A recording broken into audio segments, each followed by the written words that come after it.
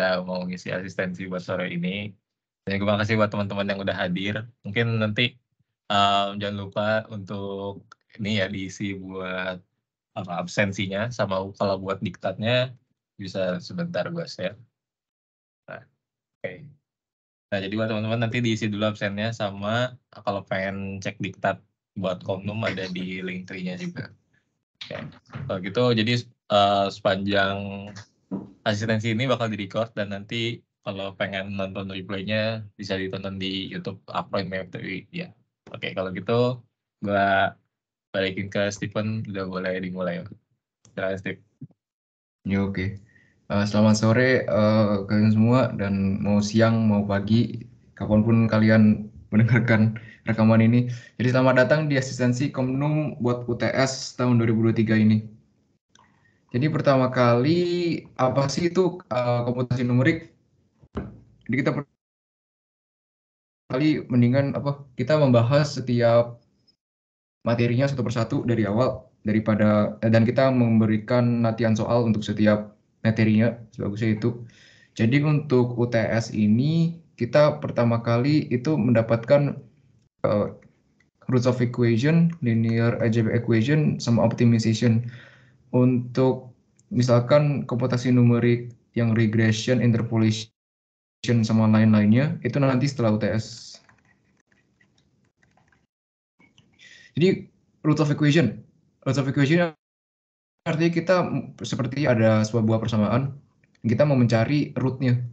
Seperti pembuat nolnya itu di mana. Itu nanti ada cara open sama bracketing. Untuk linear algebraic method itu sama seperti root of equation, hanya saja kita men-shift-kan seperti E ini di sebelah kiri sehingga kanannya 0. Untuk optimization ini yang agak challenging, bisa dibedakan menjadi one dimension atau two dimension. Juga ada bracketing atau close atau gradient descent segala. Itu nanti kita akan bahas.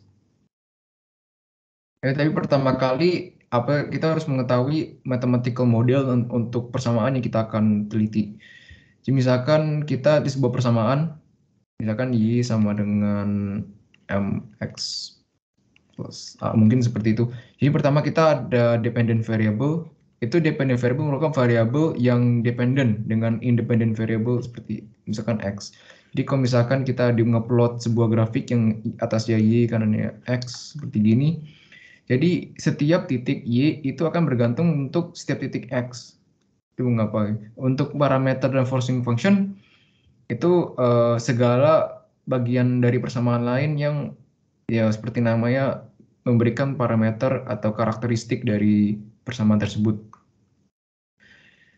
Terus ini adalah runoff dan truncation errors. Ini agak penting juga karena kemarin dari dosen saya ini juga dibahas pas reviewnya. Jadi untuk lebih aman, mendingan kita bahas ini juga. Jadi apa perbandingan atau perbedaan dari accuracy dan precision? Secara singkat, accuracy itu jika kita mempunyai beberapa titik, itu adalah true value-nya deket gak? Kalau precision itu apakah di setiap kali kita iterasi, setiap kali kita ada titik itu bergumpulan di suatu tempat. Ini seperti yang bisa dilihat di kayak gambar ini dan ini. Kayak accurate but not precise. Berarti dia mendekati titik true value tapi tidak konsisten. Kalau precise and accurate ya dua-duanya. Yang lebih parah lagi kalau precise but not accurate. Itu sama sekali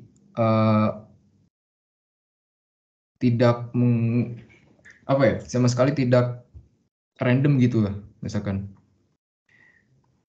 Selanjutnya adalah approximate error. Nah, ini penting karena kita di dalam komputasi numerik sendiri, seperti namanya ya komputasi numerik, kita menggunakan sesuatu yang namanya iteration thinking gitu. Jadi kita harus mengetahui kapan kita iterasi diberhentikan. Kalau secara singkat, kita mempunyai salah satu yang namanya adalah relative error atau EA. Relative error sendiri merupakan present explanation dikurangin previous dibagi dengan present. Atau kalau kita pakai model matematikanya itu EA sama dengan sekarang dikurangin dengan xi-1 per xi. Ya, seperti ini. Biasanya kita diberikan sebuah error minimal yang udah dikasih tahu di soal. Jadi kita selalu mengiterasikan sampai error ini itu di bawah yang kita diberikan di soal. Itu aja. Juga perlu diperhatikan bahwa errornya adalah absolut karena dari konteks persamaan ini juga, persamaan EA maksudnya, itu dia bisa positif atau negatif, dan kita harus absolutin supaya dia benar-benar di bawah ES. Jadi biasanya kalau kalian menggunakan daripada menggunakan persamaan ini, kalian bisa saja seperti kita memberikan bracket absolut seperti ini. Itu aja. Terus Taylor series.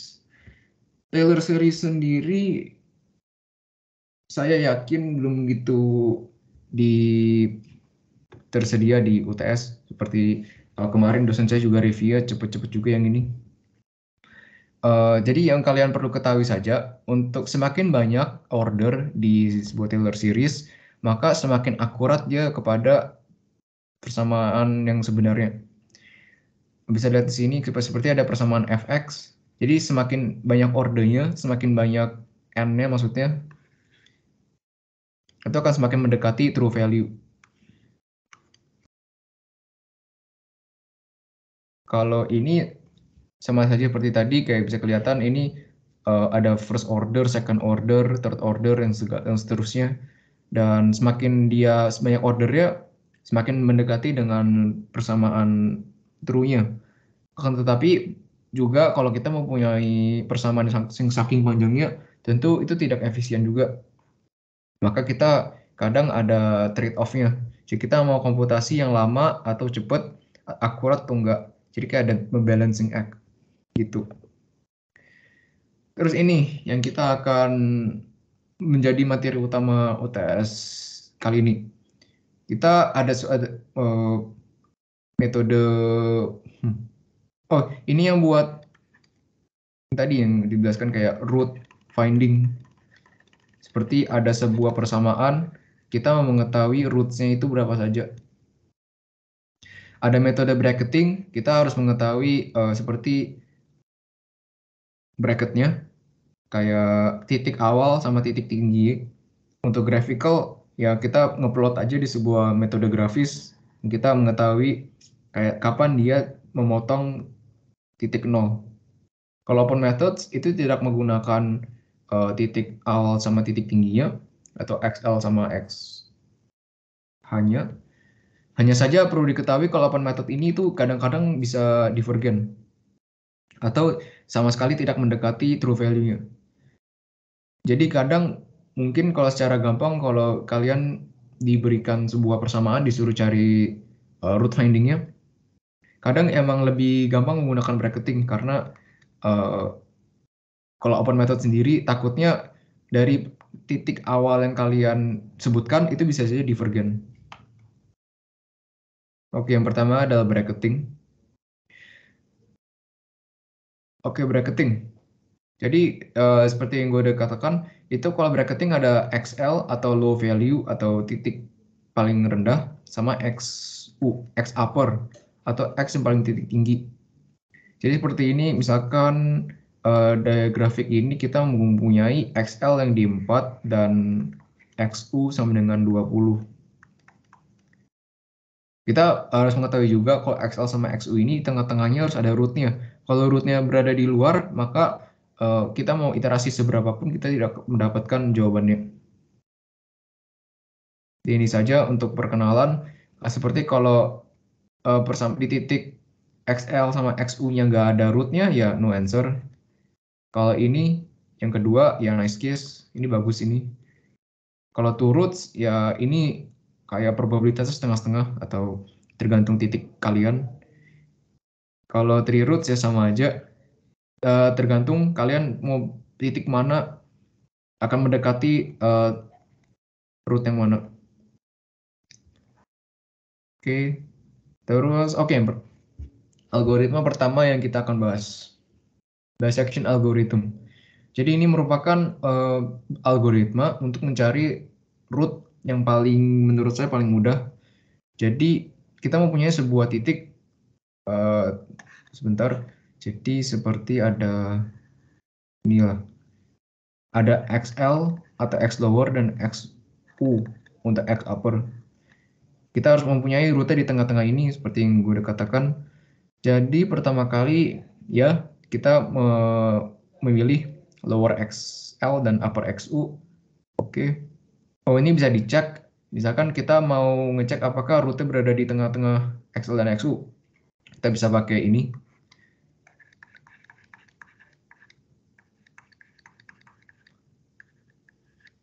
Tentunya kalau kita misalkan di XL ini ada positif dan XU ada negatif, ya tentu kalau ada root di tengah-tengahnya maka dia lebih kecil dari 0. Terus pertama kali kita mau mengestimasi, jadi ke bisection sendiri itu kita memotong-motong terus setiap kali iterasinya, memotong tepat di tengah, tepat di XL dan XU. Oke, jadi kalau kita misalkan gini,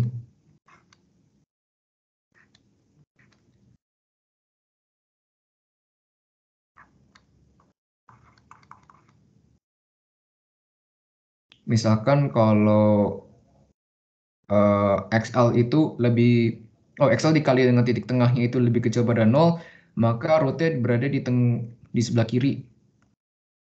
Dan kalau misalkan yang di titik tengahnya dikali dengan XL atau X bawahnya, pas kalau lebih besar pada 0, maka di upper titik tersebut. Tentunya bisectional argument sendiri itu akan diberhentikan ketika error relatifnya itu lebih kurang daripada seperti error relatif yang berada dikatakan di soal. Tentunya kalau jika ada error relatif, maka ini akan terjadi infinite loop saja. Jadi tidak ada kawan berhentinya. Oke, seperti Bayesian algorithm tidak ada latihan soalnya. Untuk memperdalamnya, ya kalian bisa memperdalam sendiri dulu. Kayak ini saya akan agak skip. Untuk false position, itu caranya hampir sama dengan Bayesian algorithm, tetapi ada perbedaan. Kalau Bayesian algorithm menggunakan logika kayak 3 step ini, false position menggunakan sebuah persamaan. Jadi setiap iterasi kita akan memasukkan semua data yang kita punya ke dalam persamaan ini untuk mendapatkan titik baru. Oke, jadi ini straightforward aja. Jadi setiap kali dia mau iterasi, dia akan masukin ke persamaan ini. Tentu kita akan menggunakan error relatif yang sama juga. Karena untuk memperdalam saja, XU ada X upper. Jadi kayak FXU itu titik kayak titik Y-nya itu di titik XU. Kalau XL min XU itu titik lower min titik upper. Untuk pokoknya kalau misalkan ada fx sesuatu itu misalkan itu y-nya kayak komponen atasnya gitu. Kayak di titik ini itu ada berapa. Oke, mau ke open tapi perlu diketahui meskipun false position bisa dilihat itu kayak mungkin lebih gampang daripada bisection. False position itu kadang kita harus mempunyai iterasi lebih banyak dari bisection atau bahkan iterasi saking banyaknya itu tidak efisien dilakukan dengan tangan. Jadi sebaik-baiknya kalau kalian disuruh bracketing untuk mencari finding root, mendingan bisection algorithm kalau nggak diberikan mau pakai cara apa. Oke, open methods. Daripada kita bracketing, kita harus ada X upper sama X lower. Di open method kita memilih sebuah titik awal dan titik awal tersebut tidak membutuhkan ya bracket. Tapi meskipun kalian bisa lihat mungkin lebih gampang, cara ini itu bisa konvergen atau mendekati true value-nya atau divergen. Seperti kayak menjauhi dari true value-nya. Jadi setiap kali iterasi itu tidak akan mendapatkan jawaban yang benar. Ya ini sama, ini simple fixed point iteration. Oke, misalkan gini, misalkan kita mempunyai sebuah persamaan.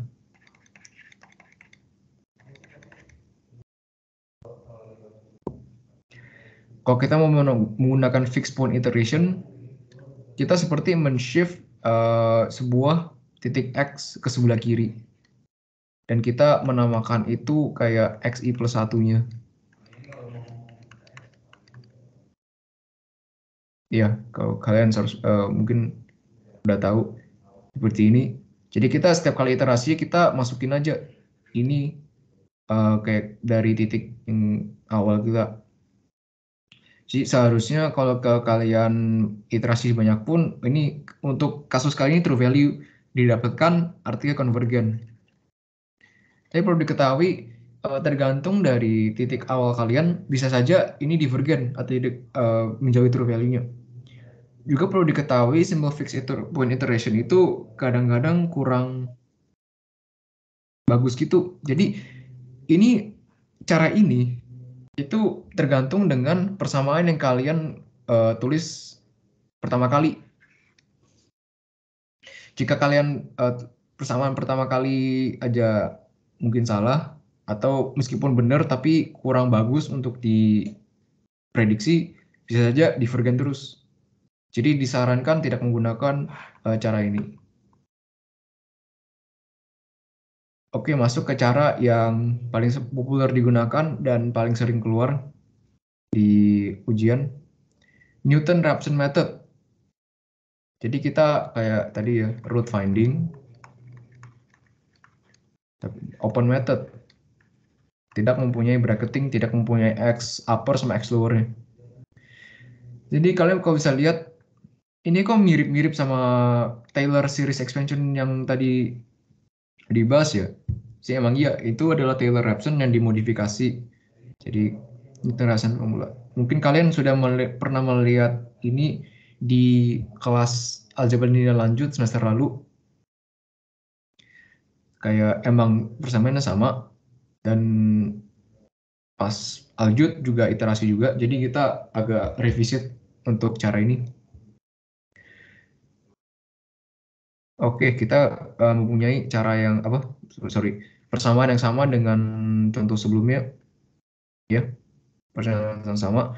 Tetapi untuk cara kali ini kita harus mengetahui turunannya, turunan dari misalkan x sama dengan e min x min x. Kita harus mengetahui turunan dari persamaan ini. Oke, kita harus hitung dulu.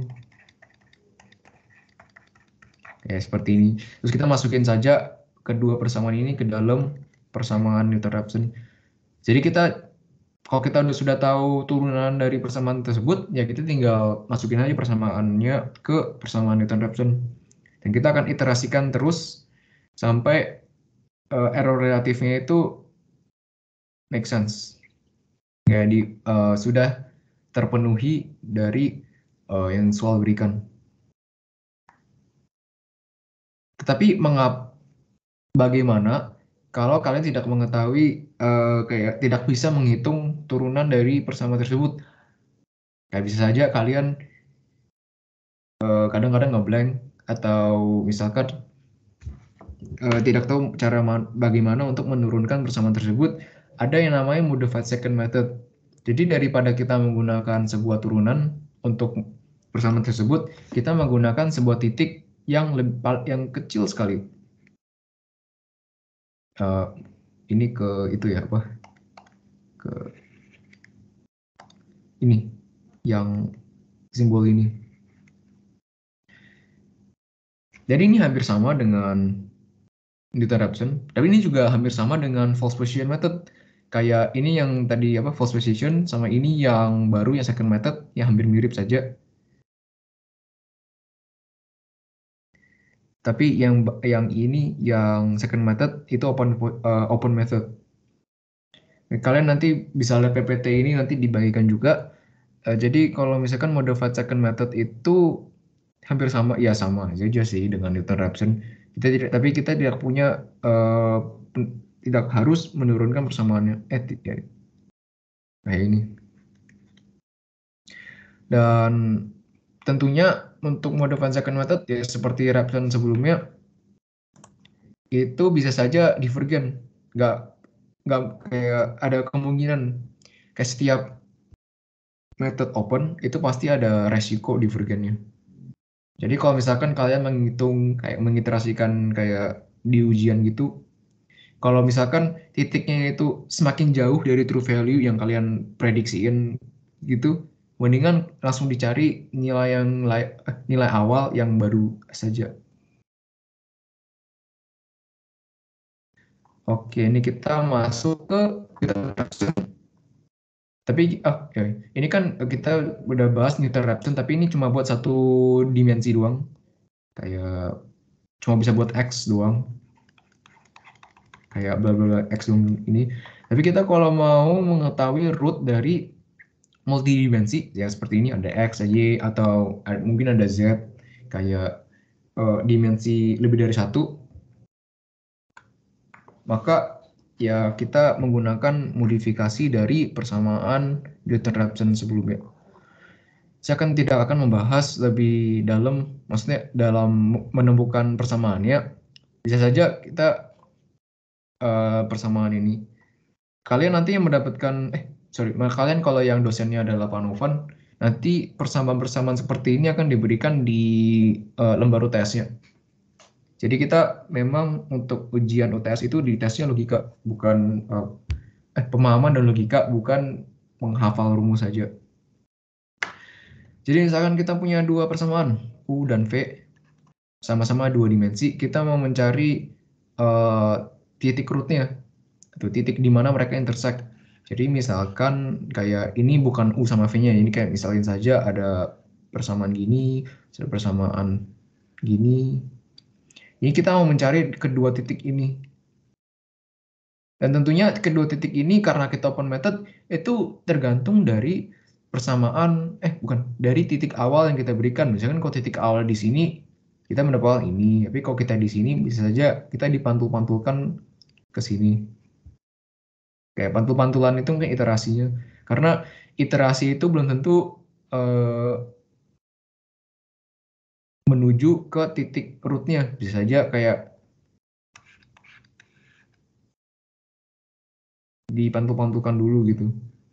Kayak iterasinya bisa saja kadang mendekati, kadang menjauhi. Tapi kalau udah menjauhi banget, mendingan cari nilai awal yang baru aja. Karena itu resiko divergen. Oke, ini untuk sebenarnya kita mudah saja sih. Ini karena ya persamaannya dan itu juga diberikan. Jadi kita perlu yang ribetnya itu menurunkan persamaan U dan persamaan V. Itu didapatkan, iya. Ini kayak titik ini sama titik ini tuh titik X0 dan Y0. Nanti diberikan di soal atau kalian nanti cari sendiri. Maksudnya memutuskan sendiri. Oke. Seharusnya straightforward aja sih, cuma masukin rumus doang. Nanti kita iterasikan terus sampai error relatifnya kayak tadi ya, EA-nya itu lebih kecil daripada EA yang di soal.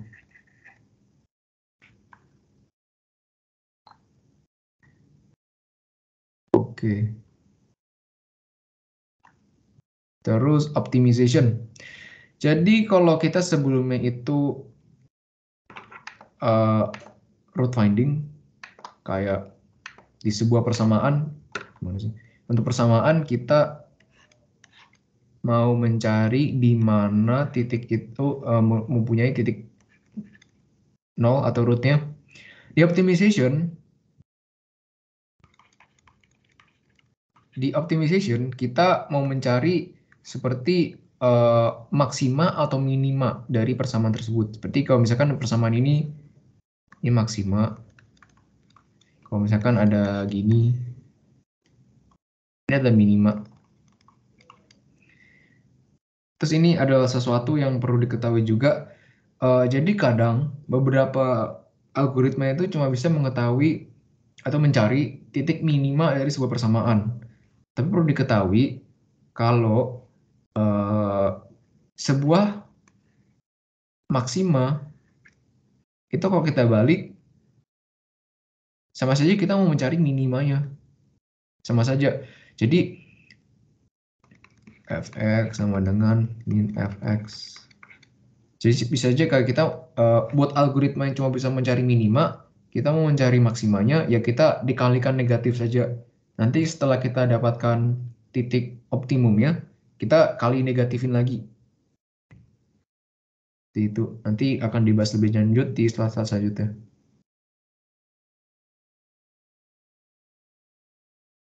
Oke, optimization ya tadi ya gue jelaskan. Jadi misalkan di sebuah persamaan itu ada global maximum, ada local maximum dan segala. Jadi kadang kita jadi gini, kita mau sebuah ada persamaan, kita mau mencari titik optimumnya, kita mau balancing dari waktu komputasinya sama berapa bagus nilai optimal yang kita dapat. Jadi kadang kita mendapatkan local maksimum aja itu udah bagus. Kadang kita udah maksimum juga bagus, kita perlu mencari global maksimum.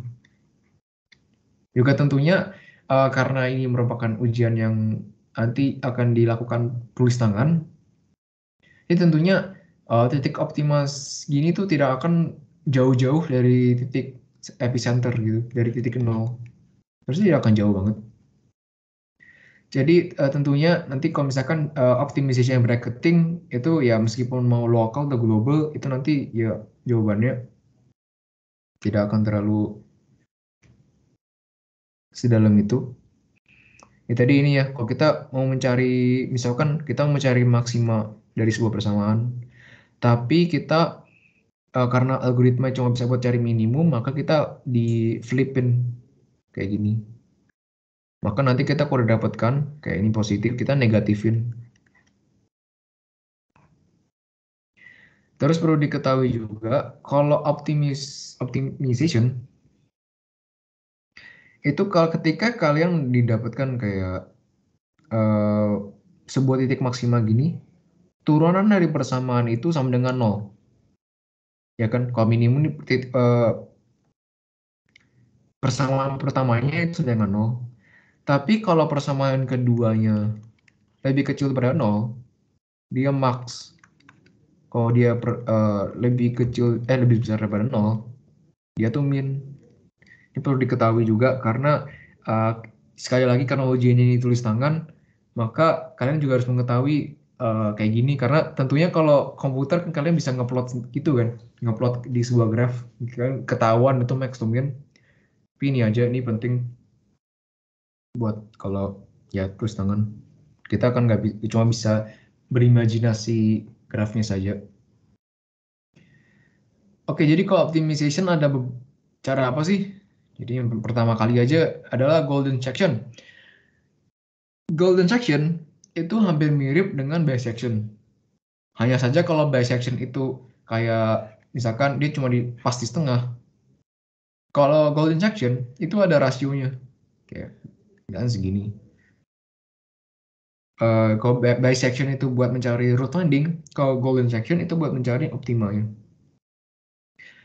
Rasio nanti ada kayak rasio ini itu didapatkan dari persamaan ini. Ini nggak akan dibahas lebih lanjut dari mana persamaan ini, konstanta ini didapatkan. Hanya saja kalau kalian nanti mau mengerjakan satu tesnya, ya tulisin aja kayak misalkan 1,618 itu udah cukup akurat buat kalian nanti iterasin. Nggak harus yang ini full disalin terus. Oke, karena ini merupakan metode close atau bracketing, jadi ada yang namanya XL dan XU, lower dan upper. Jadi misalkan kayak ada persamaan gini, ini adalah maksimum. Kita mau cari maksima ini. Jadi maksima ini, titik optimum ini harus berada di XL dan XU, harus di tengah-tengahnya ini. Kalau di luar ya kita nggak akan mendapatkan jawabannya. Atau kalau kita dapat jawabannya itu tidak bagus. Kalau golden section sendiri itu cuma bisa digunakan untuk saat kita mencari minima dari sebuah persamaan. Jadi ya kalian nanti ikutin saja kalau fx1 lebih kecil fx2 maka fx1 itu minimum. Kayak kalau sebaliknya gini. Tetapi mengapa seperti itu? Jadi saya gedein ini. Jadi misalkan kayak ini ya, titik X, bentar. Oh, X1 ini X1, ini X2. Kalau X1 itu lebih kecil daripada X2, ya tentunya kita kayak ada slope ini kan. Tentunya kalau kita kayak logika saja, maka tentunya titik minima itu di sebelah kanan X1 dong. Kan kalau di sebelah kiri X1 malah lebih besar, ya kan? Jadi kita mau mencari yang ke arah sini. Maka untuk algoritma golden section, ketika kalau mengetahui X1 itu lebih kecil daripada X2, maka sisi ini tuh dihilangkan. Untuk iterasi selanjutnya, maka titik ini X2 dijadiin titik lower baru, dan upper sama. Sebaliknya, kalau kita mempunyai sebuah titik persamaan, jika X1-nya lebih besar pada X2, kayak sebaliknya aja sih, kayak mana ya? Oh, kayak gini. Kalau X1-nya itu lebih besar pada X2, kayak lebih besar gini, maka tentunya kalau saya logika saja slope itu ke kiri. Kan kalau misalkan di X2, kalau ke kanan ya X1 itu lebih gede. Kalau ke kiri X2 ya, kalau secara golden section pikirin itu lebih kecil. Maka kita akan berpindah ke kiri dan sebelah kanannya dihapus. Ya. Untuk caranya, ini ada latihan soalnya. Kita harus menggunakan sebuah golden section untuk mencari sebuah minima. Jadi kita tidak perlu yang tadi gue katakan kayak ngebalikin, kayak kita mau mencari maksimanya dikali diminkan persamaan tersebut, tidak perlu karena ini minimum.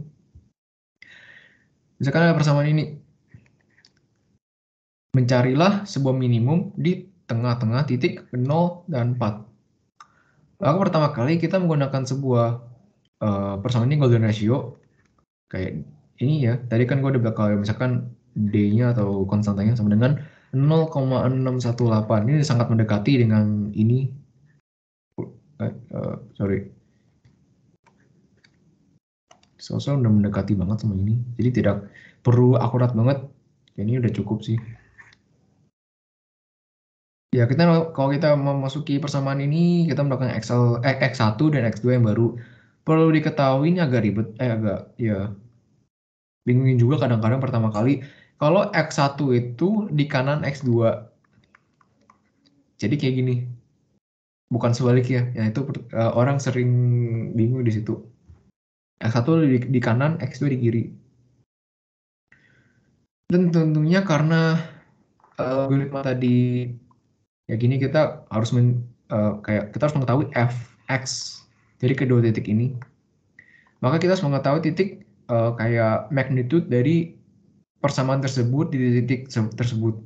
Jadi kalau x1-nya sama dengan 2,4721, kita mau mencari fx1 atau magnitude persamaan tersebut di titik 2,4721. Seperti ini. Oke, ini sama dengan x2. Karena menggunakan algoritma tadi, karena fx2 lebih kecil pada fx1, maka kita di kanannya, ya. Jadi ini kayak dia lebih ke kanan, kayak misalkan ada slope gini, dia kan berbeda ke kanan. Ya kan gini terus, akan diiterasikan terus, dan kita akan mencari D yang baru. Kalau D sendiri, ini belum ditulis ya, kalau ya D itu sama dengan ya 0,618 di ini XU min XL. Ini harus dicari setiap iterasi. Karena kita mau mencari titik X1, X sama X2 yang baru. Oke.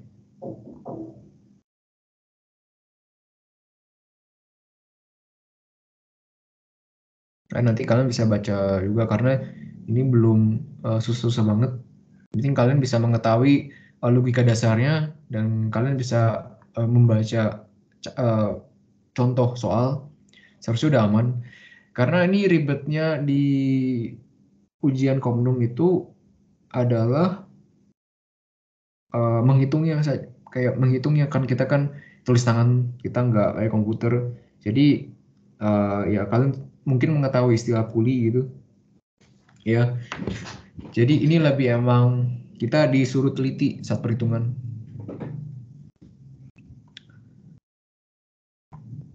Oke. Oke, setelah golden section ada sesuatu yang namanya parabolic interpolation. Parabolic interpolation itu adalah kita kayak ya seperti dulu lah. Misalkan ada dua titik di sebuah koordinat plane gini. Tentunya kita kalau mau mencari persamaan, kayak persamaan satu bukan persamaan linear gitu. Ya kita kan bisa saja kayak gini. Sebuah persamaan yang satisfy buat kedua titik tersebut. Tetapi kita kalau misalkan mempunyai 3 titik, kayak 3 titik seperti ini, maka persamaan yang paling minim, kayak persamaan paling sederhana untuk menghubungkan ketiga titik ini adalah persamaan kuadrat atau ya tidak linear kayak seperti ini. Gini, ya gitu misalkan. Bisa saja kayak persamaan yang kita mau cari itu malahan bukan cuma domain x kuadrat doang, bisa saja bisa x pangkat 5 tambah x pangkat 4 gitu bla bla bla. Tapi ini hanya sebuah pendekatan saja, kayak simplifikasi saja dari algoritma ini biar emang masuk akal gitu, diiterasikan terus menerus. Jadi kalau misalkan ada sebuah di gambar tengah ya sekarang ya. Jadi misalkan kalau kita mau mempunyai sebuah persamaan kayak ini adalah true maksimumnya. Dan kita ada 3 titik ini, dan ini. Kita mau mengetahui sebuah titik ini. Ini titik yang kita nanti menggunakan persamaan untuk mencari persamaannya. Dari persamaan ini, kita mau mencari sebuah titik x4, titik yang baru. Titik yang baru nanti kita dapatkan gini. Kadang titik yang baru ini tidak didapatkan. Malahan X4 ini lebih kecil daripada X1 atau X3, lebih parah gitu jawabannya. Itu mungkin nanti ada masalah di titik awal yang kalian gunakan. Karena ya emang ini kayak seperti main game of luck gitu aja sih. Jadi kalau kalian menggunakan titik awal yang jelek gitu, itu kadang bisa hasilnya bisa bagus banget atau bisa jelek banget dan gak dapat jawabannya. Jadi emang game of chance. Oke, tadi yang gue udah katakan misalkan ada bukan sebuah sih, ada sebuah ya kumpulan 3 titik di mana kita mau mencari persamaan yang satisfy untuk ketiga titik ini, untuk satisfy untuk untuk mendapatkan 3 titik ini kita menggunakan sebuah persamaan ini. Ini persamaan nanti ya kalau kalian dosennya sama Pak Novan nanti persamaan ini juga dituliskan di soal. Tidak perlu menghafal, kayak logikanya saja perlu diperhatikan. Jadi kayak misalkan X1, X3 misalkan ini X1, ini X2, ini X3. Oh ini agak buruk sebentar. Saya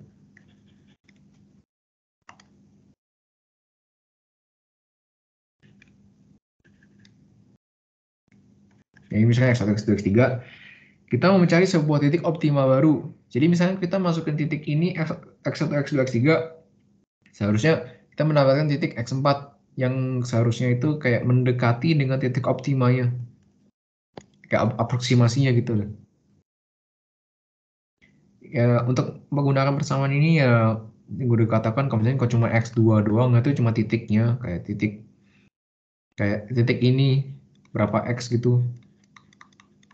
Kalau misalkan Fx2 itu magnitude kayak berapa besar gitu dari titik ini. Kayak gitu. Terus bagaimana kita menggunakan parabolic interpolation untuk mencari optima. Ya, kita ada sebuah example ini 7.3. Oh, tapi pertama kali kalau golden section itu untuk algoritma itu ya, itu cuma bisa mencari minima.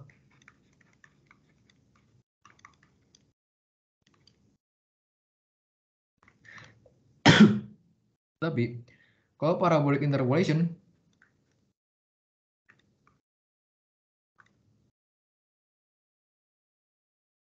itu bisa minima, tetapi juga bisa maksima. Jadi kayak misalkan ada 3 titik yang kalian supply ke persamaan ini, itu bisa saja ya gini atau gini. Jadi otomatis gitu. Ini kita akan otomatis mencari didapatkan X4-nya.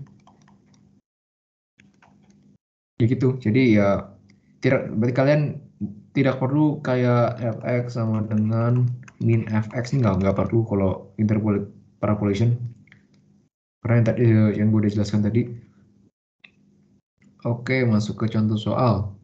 Misalnya kita mau mencari sebuah minimum kayak optima minimum dari persamaan ini dengan titik awal ini, dan ini. Kalau kalian tidak dikasih tahu titik awalnya, maka kalian harus ya coba-coba sendiri dengan titik awal ini. Ini kayak memutuskan titik awal sendiri. Bagusnya itu kalau kalian sudah tahu, kalau secara analitik itu kita udah tahu titik optimanya di mana. Kayak cara gampangnya gitu, dan kita menggunakan 3 titik ini itu didekatkan dengan titik true value-nya. Emang bagusnya gitu sih. Soalnya kalau jauh, kadang-kadang bisa lama banget tidak mendapatkan true value-nya, atau bahkan nggak mendapatkan sama sekali.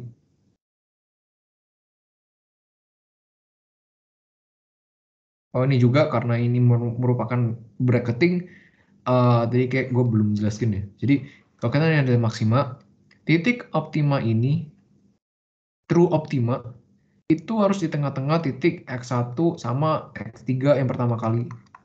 Kalau misalkan titik optimanya nggak di tengah-tengah X1 sama X3, kayak misalkan di sini, ya itu tidak akan mendapatkan hasilnya. Ya gitu aja. Kayak ini adalah karakteristik metode bracketing kayak gitu. Jadi misalkan mau kita menggunakan metode parabolic interpolation. Jadi kita untuk memasukkan persamaan semua variabel persamaan ini, kita mau mencari hanya tindakannya xn ya, atau kayak x1, x2, x3-nya. Tapi kita harus mencari tahu xn-nya berapa. Ya, untuk mencari fxn-nya kita ya masukin aja titik ini ke dalam persamaan ini. Kita mendapatkan fxn-nya.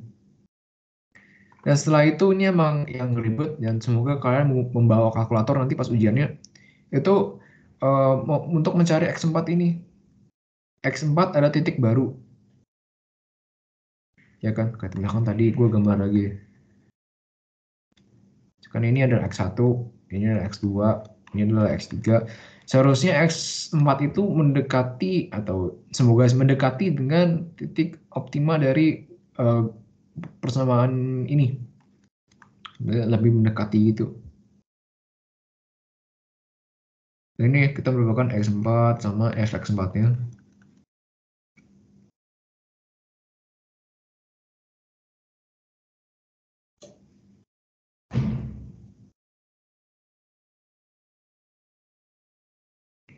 Oke, nanti kita akan diiterasikan terus. Tapi ini ada, untuk parabolic interpolation itu ada kayak step-step dulu yang kita mau ambil sebelum kita ke iterasi selanjutnya. Ya, untuk lebih gampang, kayak gue buka ini deh. Saya cari dulu yang parabolic interpolation.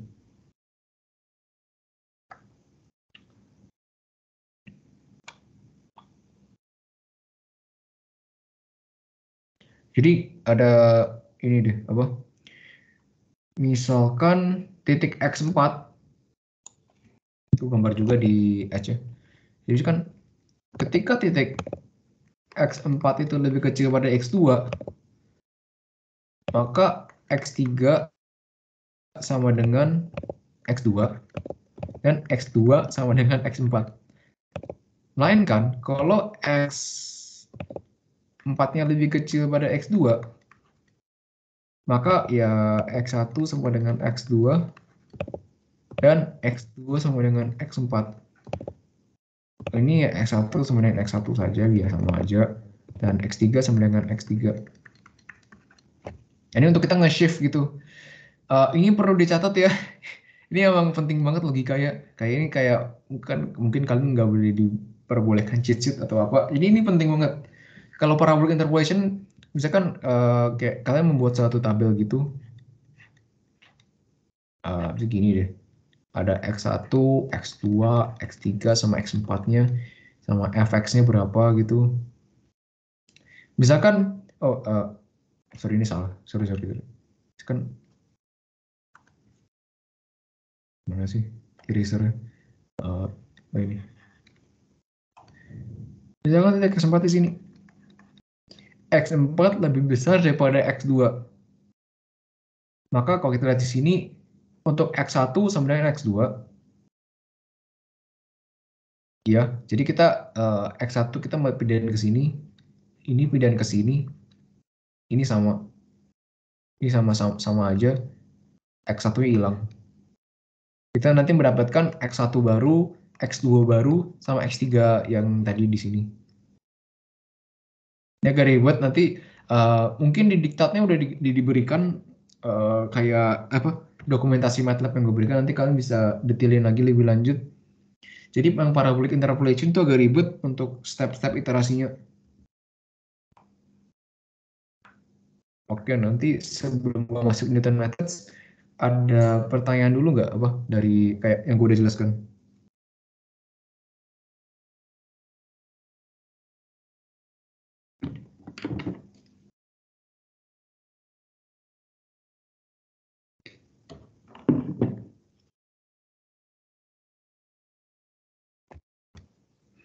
Oke, nggak ada, tapi lanjut aja. Untuk Newton's method, karena yang sebelumnya kayak Golden sama interparabolic, ya apa-apa gitu, ini adalah metode bracketing. Sedangkan kalau Newton methods dan kayak selanjutnya sih, itu nanti kita metode ini dia apa? Agak jauhin. Newton kayak Newton Raphson segala itu metode open. Jadi kita tidak ada titik upper sama lower atau tidak ada titik persamaan apa kayak bracketing kayak harus di tengah kayak optimanya harus di tengah-tengah titik tersebut kayak bahkan kita hanya membutuhkan sebuah titik saja. Oke, kita mengingat-ingat lagi tadi Newton-Raphson ya persamaannya ini. Ini ada Newton-Raphson untuk mencari root finding, mencari root dari sebuah persamaan. Bisa dilihat kalau di atasnya cuma ada yang nggak ada turunan, di bawah turunan 1. Sedangkan kalau Newton method yang udah dimodifikasi untuk mencari optimanya, kita menggunakan yang di atas ya, turunan pertama dan di bawah turunan kedua. Nah, bagaimana modifikasi ini dilakukan ya gue nggak dalamin sih karena ya mungkin dijelaskan di PPT atau pas di kelas tapi asal muasalnya ya mungkin itu buat jurusan matematika aja yang dalamin. Oke, ini untuk latihan soal dari Newton-Raphson. Oh ya, karena Newton-Raphson itu apa mencari turunan, harus mencari turunan untuk kita menggunakan metode iterasinya. Jadi mungkin agak ribet kalau kalian nanti diberikan sebuah persamaan yang mungkin kurang jelas, dan kalian juga bingung bagaimana cara menurunkannya. Jadi ya Mungkin menggunakan metode yang bracketing tadi saja, kecuali kalau kan disuruh open ya, sebagus-bagusnya aja. Jadi kita mau mencari sebuah maksimum. Titik maksimum. Oh, ini juga perlu diperhatikan kalau Newton method itu kayaknya sih, kalau gue cek itu kayaknya nggak perlu kayak menggunakan persamaan ini apa? Yang ini apa?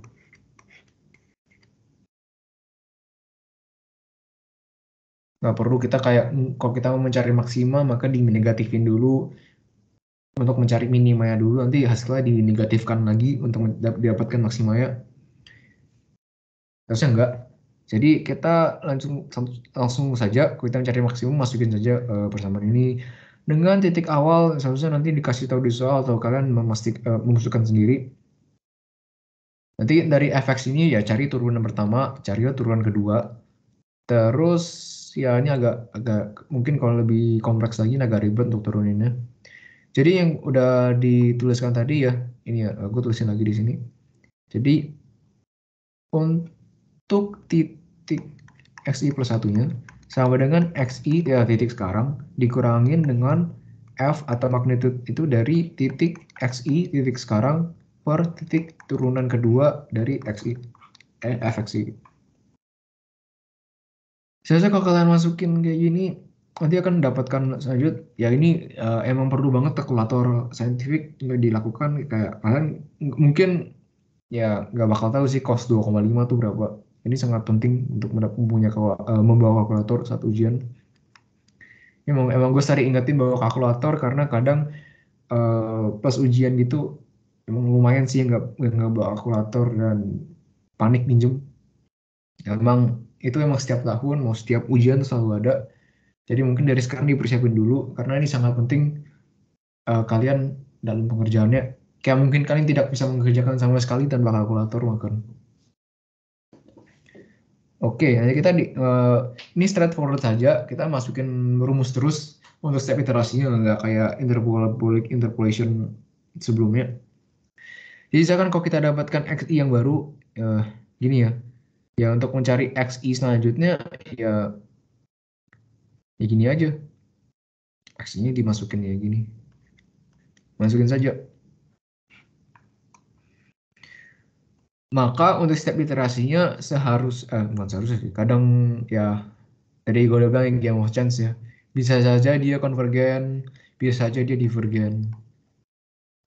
Gue ulangi lagi, konvergen itu dia kan lebih cepat ke titik true value-nya. Kalau divergen, dia itu menjauh dari titik true value-nya. Itu kayak titik optima yang benar. Oke. Ini yang mulai agak ribet banget. Yang tadi sebelumnya mungkin kalian sudah kayak mengetahui dasar-dasarnya atau mendalami. Kalau multidimensional optimization ini emang lumayan ribet. Kayak beberapa kelas kemarin itu bahkan tidak mendapatkan materi ini karena libur nyepi kalau nggak salah. Ya, jadi gue agak lebih lama di materi ini.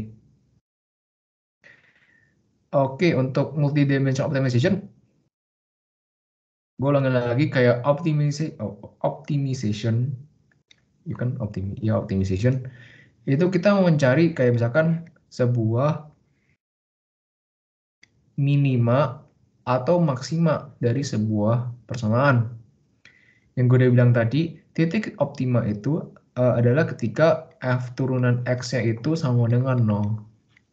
Dan kalau x turunan kedua yang lebih besar pada 0, dia adalah minima.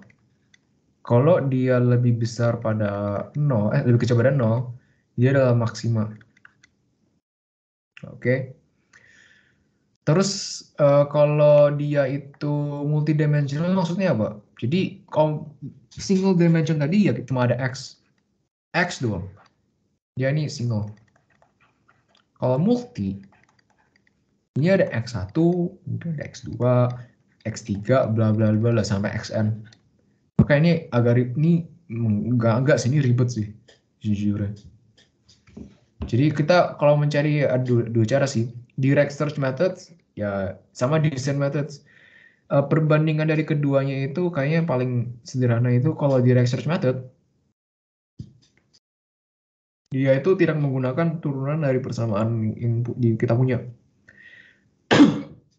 Sedangkan kalau descent method kita harus mengetahui turunan atau bahkan turunan kedua dari persamaan tersebut.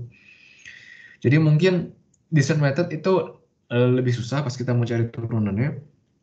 Tapi pas iterasinya itu emang dia tuh lebih make sense gitu, lebih masuk akal ke kita pas ngerjainnya. Kecuali kalau dia divergen, maka ya cari lagi titik awal yang baru. Untuk materi yang masuk ujian cuma masuk yang simplex, ya Newton, Steepest Descent. Nah ini aja ketiga cara ini. Gua belum gue sih untuk kurang tahu sih apa Neldermit itu masuk atau enggak, karena di PPT nggak dikasih. Ini cuma kalau kelas gue sendiri itu dikasih di mas aja, kayak dikasih sumber eksternal yang lain. Jadi saya kurang jelasnya masuk atau enggak, tapi mendingan dibaca-baca aja nanti apa Neldermit itu. Nanti Neldermit itu tidak berbeda jauh dengan simplex, kayak dia ada modifikasi dikit, tapi kalau kalian sudah mengetahui kayak mudah jelas logika simplex, logika Neldermit itu tidak jauh-jauh banget.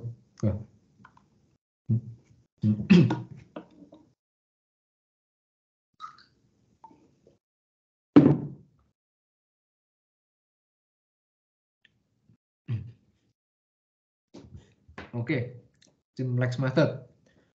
Jadi ini ya tadi apa direct methods ya. Jadi ini kita perlu mengetahui turunan dari persamaan tersebut. Sejujurnya ini emang iterasinya kita diiterasikan terus, kayak kita mendapatkan titik baru. Jadi dari titik baru ini kita mendapatkan titik baru selanjutnya, mendapatkan titik baru selanjutnya gitu-gitu terus sampai kita mendapat titik yang optimal. Yaitu ya emang kalau kita nggak pakai turunan emang secara intinya itu. Jadi definisi dulu deh. Definisi ada simplex method itu kita menggunakan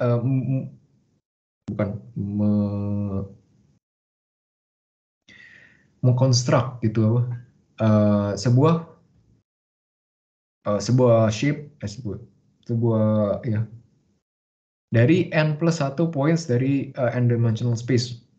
Jadi misalkan kita ada 2 dimension,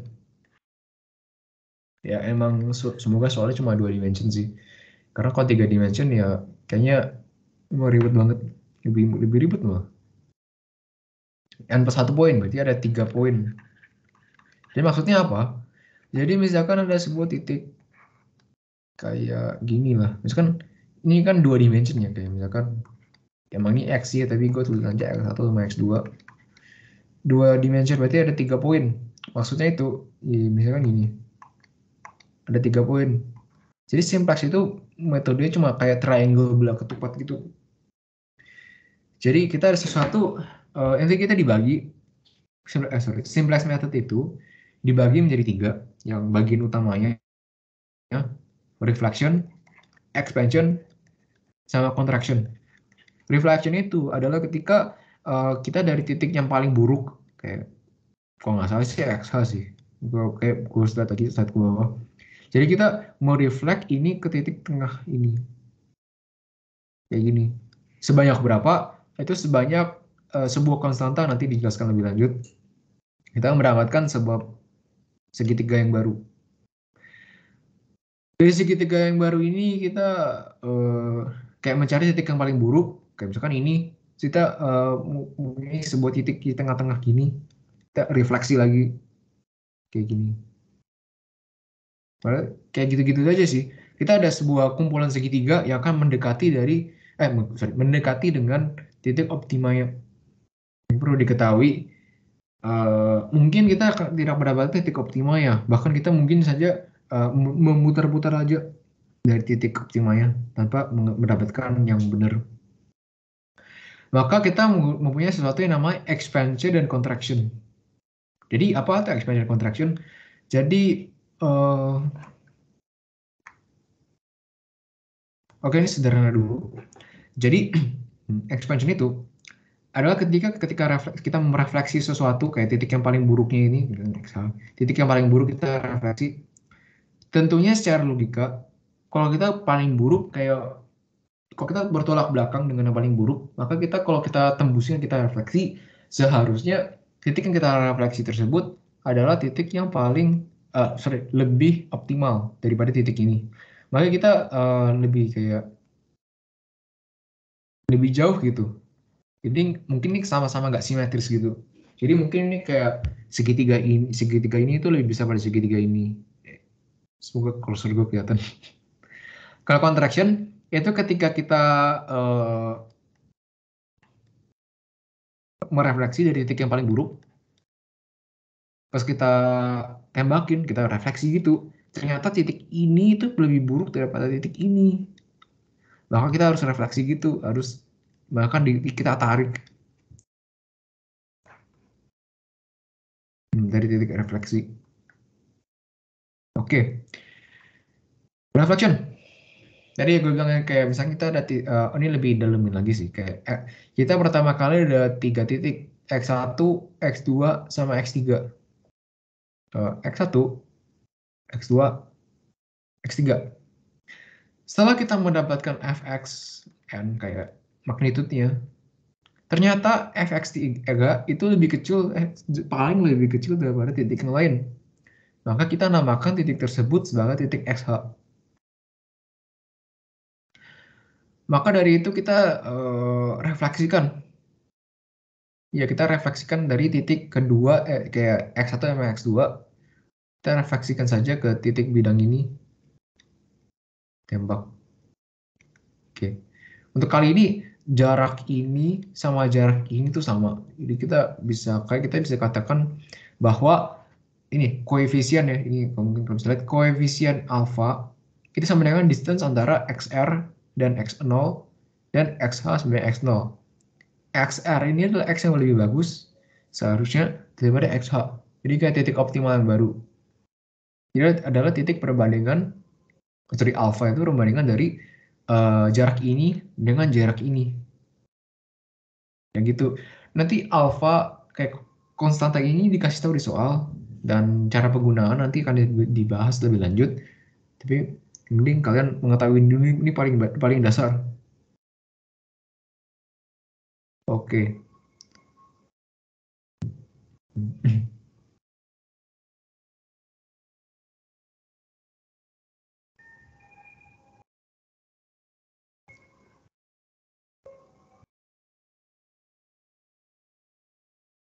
Oke. Reflection. Expansion. Terus tadi yang gue bilang, kalau misalkan titik yang kita refleksiin itu kayak titik yang paling buruk, kita refleksiin. Dan tentunya kalau kita dari titik yang paling buruk ini kita tolak belakangin, semakin dia ke sini, semakin dia optimal. Maka ada satu yang namanya expansion. Jadi kan kita expansion. Terus, ini ya, gue mendingan buat begini. Dan gue hapus ini deh. Oke. Aku draw lagi. Kelihatan sih. Ini XR, X titik reflection, dan XE titik dari expansion nih. Iya. R itu reflection, E itu expansion. Jadi expansion itu adalah distance antara XE dan X0. Kalau X0, gue gambar lagi. Ini adalah X0. Gue cek lagi di atas. Ya benar. Jadi ini adalah X0 itu di sini. Jadi expansion coefficient itu perbandingan antara XE dan X0 itu ini. Dan XR dengan X0 itu ini. Ini deh. Ya, perbandingan dari itu dinamakan sebagai gamma, nggak salah sih nama Yunani-nya. Ya gini. Kita nanti menggunakan persamaan ini 6.53 untuk kita mengetahui titik expansion yang baru kayak titik ini ya. Nanti dibahas lebih lanjut atau kayak lebih masuk akal nanti pas pembahasan soal. Ini perlu diketahui bahwa ini penting juga nih. If reflection process gives XR for which FXR lebih kecil pada XL. Jadi maksudnya itu ketika titik XR itu lebih kecil daripada titik XL dan titik XL itu adalah ini XL nggak dijelaskan ya di sini. XL nggak dijelaskan. Oh enggak, ini emang sorry, ini emang gue dijelasin yang ini ya. Kayak misalkan kalau gue udah refleksiin dari XR, tentunya kalau kita tolak belakangin dengan XA, kita mendapat kalau kita panjangin XR itu seharusnya titiknya lebih optimum. Itu yang XA. Terus ini deh, ketika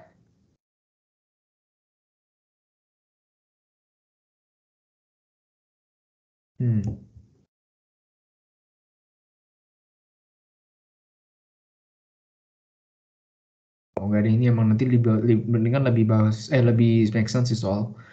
Oke, contraction. Tadi secara sederhana, kalau misalkan tadi ada reflection, misalkan ini XL, dan ternyata di XR ini itu jelek banget, kayak lebih jelek misalkan kita contraction gitu. Jadi kita kayak misalkan kita overshoot dari titik optimanya, kita harus tarik kembali ke dalam. Maka curve ini adalah ya nanti kita pakai sesuatu yang namanya beta, koefisien ini. Beta sendiri adalah titik perbandingan antara XE dan X0 dan distance between XH dan X0. Gue gambar lagi deh. XH, X0, XE. Bukan, sorry. Ini itu XR. Nanti dia ini lagi, ini XE. Beta itu perbandingan antara XE dan X0, berarti ini, per XH per X0. Berarti ini perbandingannya. Semoga make sense sih.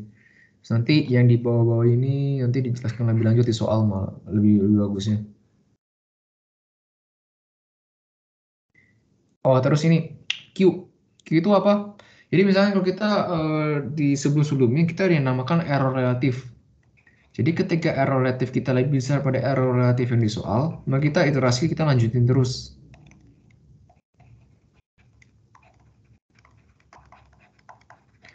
Tapi kalau kita EA-nya itu lebih kecil sama dengan EA soal, ya kita berhentikan saja.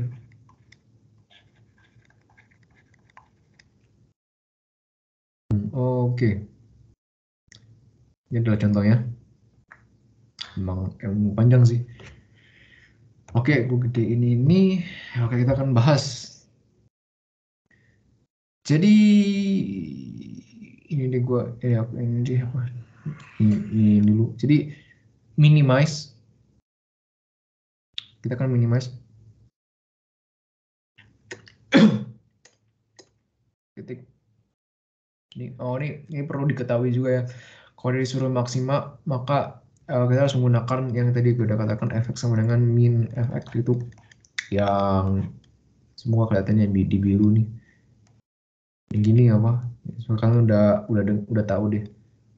Ya gitu. Kita mau mencari minimize dari multidimensi, dua dimensi x1 dan x2. Kita mempunyai titik inisial x1, x2, x3 dikasih tahu. Dan tadi ya gue udah katakan ya alpha itu adalah reflection gamma. Gamma itu adalah expansion.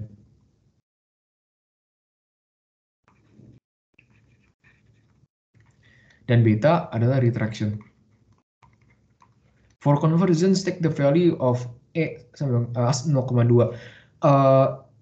E itu ya ini ya. E itu ini. Berapa titik 6,55.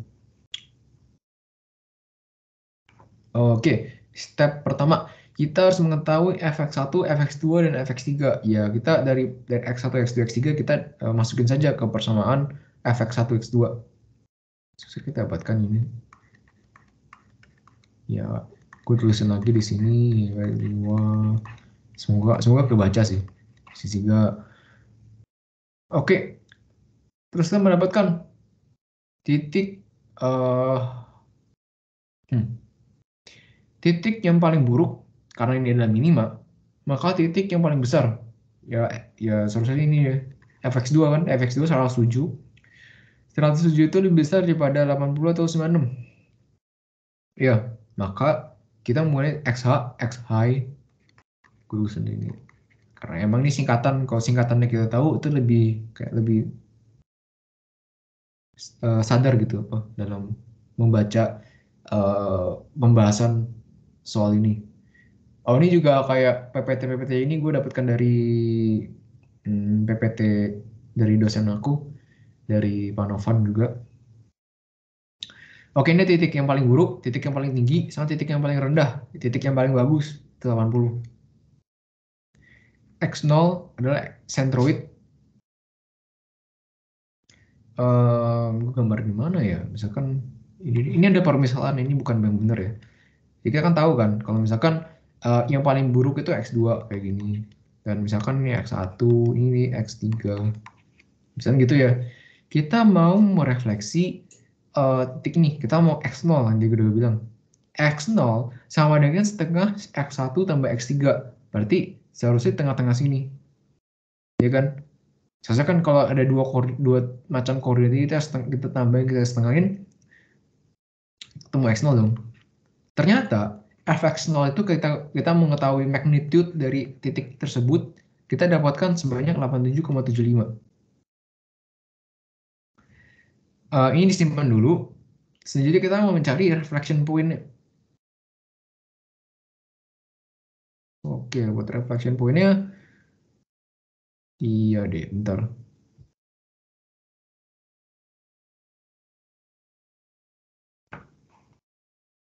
Ini agak sulit juga, karena kita harus mengetahui ini dia apa? Ini XR min X0 sama dengan alpha XH min X0.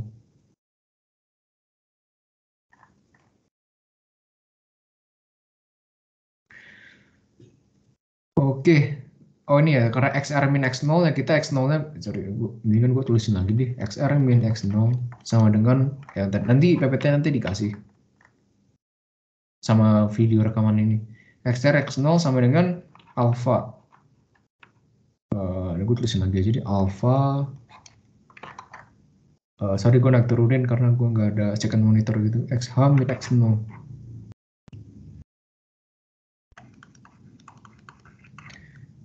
Kita nanti karena kita udah tahu alpha yang sama dengan 1, ya kita coret aja. Nanti X0 ini kita pindahin lagi ke sebelah kanan. Ya karena dapetnya jadi XR sama dengan 2X0 min XH. Oh ini perlu diketahui ya. Ini adalah apa namanya? Absolut. Titik ini adalah absolut, perlu diketahui.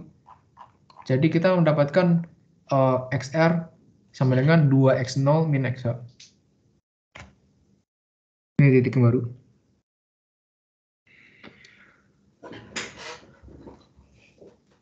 Perlu diketahui emang kadang di pembahasan ini tuh kita perlu liatin lagi dari persamaan-persamaan yang awal karena emang nggak straightforward, ada yang skip gitu. Ternyata kita mendapatkan titik reflection point-nya kayak XR ya, titik tadi kan gue bilang kan nanti gambar sini kita mau refleksi ini XR, titik XR itu titik reflection-nya. Setelah kita memasukkan persamaan ini, kita mendapatkan titik persamaan yang baru, XR yang baru. Kita mau mengetahui XR-nya berapa sih? Ternyata FXR sama dengan ini. Terus ini ya, ini penting juga nih. Karena ya tadi gara-gara materi sebelum PPT, bukan, slide sebelumnya itu agak ribetin pas diliatin, ya lebih jelas di sini sih. Ketika FXR ini ya, ini ini lebih kecil daripada fxl. fxl adalah titik yang paling bagus, berarti fx1 ya kan, 71 itu lebih kecil daripada 80. Make sense kan? Maka karena kita mempunyai titik refleksi itu lebih bagus daripada titik awal yang paling bagus itu, maka secara logika kalau kita ekspansi atau kita tembakin lebih jauh gitu, seharusnya kita mendapatkan titik optimum yang lebih bagus. Sehingga kita menggunakan expansion. Ini kecuali ketika kita mendapatkan XR itu lebih besar malah daripada FXL. Lebih jelek gitu. Jadi nanti ada cara lainnya. Terus XE. XE kita lihat di atas expansion ini ya. XE sama dengan O gamma XR tambah 1 min gamma XO. Ya nanti kalian emang yang bagus ini kalian kalau ini itu menyalin contoh soal ini kayak mengerjakan gitu, ngerjain nyalin sampai kalian bisa kayak persamaan ini dapat dari mana, sekarang cari sendiri persamaan dari mana, emang lebih mengerti nanti gitu sih. Kita dapatin saja misalkan ini, oh ini ya gamanya 2 ya di atas ini, masukin saja. Terus 6 ya dapatkan titik XE yang baru, ternyata fXE ini itu bahkan lebih bagus daripada fXL. Karena fXE sekarang step 5 ya, karena fXE itu lebih kecil daripada fXL, maka kita mereplace XH yang baru dengan XE dengan XE. Ya, kita replace yang paling jelek dengan yang paling bagus yang kita dapatkan. Gue tulisin lagi deh, select dengan bagus, paling bagus gitu ya. Dengan obtain the universal simplex. Oh, nanti kita dapatkan nih. Kalau kita lihat ya, X1-nya tidak berubah. Oh, gimana ya? Karena kalian mungkin nggak bisa lihat kursor saya. X1 itu sama dengan nggak berubah. X3 juga nggak berubah. Tetapi X2 berubah. Mengapa X2 berubah? Karena X2 itu yang paling jelek sebelumnya, atau XH, dan XH itu diganti dengan XE yang paling bagus. Maka SE yang baru itu ini 2 dan 5,5 didapatkan dari sini. Itu penting nih. Emang ini step-stepnya sangat panjang, sama persamaannya juga panjang. Jadi emang ini sangat disarankan untuk melatih diri sendiri. Untuk tes konvergennya, kita menggunakan persamaan tadi yang terakhir ini ya. Yang ini 6.55. Dan mengapa kita nggak menggunakan contraction untuk persamaan kali ini? Karena kita mempunyai XR titik refleksi yang lebih bagus daripada titik sebelumnya. Jadi seharusnya iterasi kedua ini kelihatan. Oke, ini dulu. Mengatas konvergen. Kita lihat di atas, ya emang persamaan ini kurang jelas sih. Jadi kita lihat saja 80 dari mana? 80 berasal dari, fx1. Nyata ini adalah fx1. Dikurangin dengan 87,75 dari mana? 87,75 berasal dari x0. 56,75 dari mana? 56,75 dari fxe. Atau fx2 lah. Oke, sekarang fx0. 96 dari mana? 96 dari fx3. Jangan fx0. Emang ini nggak ribet banget sih. Emang nanti persamaan dikasih di pas UTS. Karena ya ini emang main logika bukan main menghafal rumus. Ketempalan Q 19,06. Lah, kita kan mau titik E-nya lebih kecil daripada 0,2. Kan 19,06 itu kan lebih besar pada 0,2. Maka iterasi ini harus dilanjutkan. Perbedaan paling mendalam ya. Kalau kita multidimension itu kita menggunakan sesuatu yang namanya konvergen atau Q. Bukan EA seperti yang sebelumnya. Oke. Materi sebelumnya. Oke deh, kita dapat X1, X2, sama X3 yang ya, jadi kayak buat titik untuk iterasi selanjutnya. Oke, gue turun.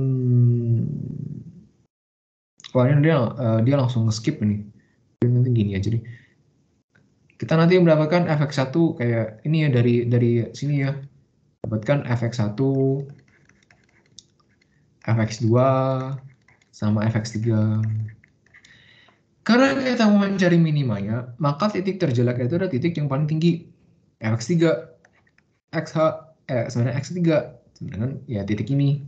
Dan paling bagusnya adalah 56,75, ya ini. Maka untuk centroid, ya tadi persamaan, nanti kalian bisa lihat lagi PPT sebelumnya itu yang membahas dengan reflection. Reflection, sorry. Emang persamaan centroid ini, X0 sama dengan min setengah X1 plus X2. Gue jelasin ulang lagi. Jadi misalkan ini, kita titik terjeleknya adalah XH, X3.